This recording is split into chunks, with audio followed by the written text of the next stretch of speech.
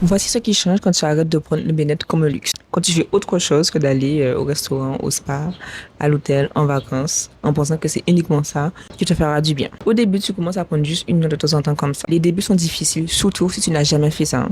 Mais il faut être discipliné. Tu sais pourquoi tu le fais. Il faut vraiment avoir une vision au long terme. Au début, tu prends juste une heure dans la semaine. Pour toi, une heure, tu ne réponds pas au télé. Une heure où tu es déconnecté. Une fois que tu commences à voir les bienfaits de ce petit temps que tu t'accordes, tu auras envie d'avoir plus. Et tu vas t'accorder plus de temps dans la semaine. Et ainsi, tu remarqueras comment ton corps il va changer, il va revivre.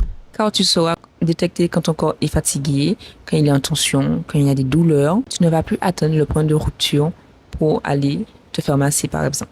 Et là, tu comprendras que prendre soin de soi, ce n'est pas égoïste. C'est ce qui va te permettre de continuer à faire tout ce que tu fais au quotidien, sans lâcher. Pour répondre à quelqu'un qui me demandait c'était quoi prendre soin de soi. Donc, le massage y contribue. Se faire masser, c'est bien.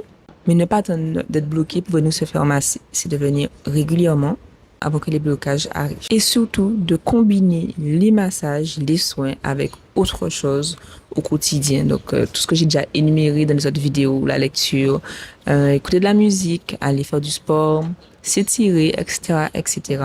De combiner tout ça pour vraiment avoir une vision au long terme. Il ne faut pas compter sur la motivation. Il faut vraiment compter sur la discipline et voir le résultat au long terme. Se dire, ok, je fais tout ça, peut-être que je ne verrai pas de résultats maintenant, mais les résultats seront là après, dans quelques semaines, dans quelques mois.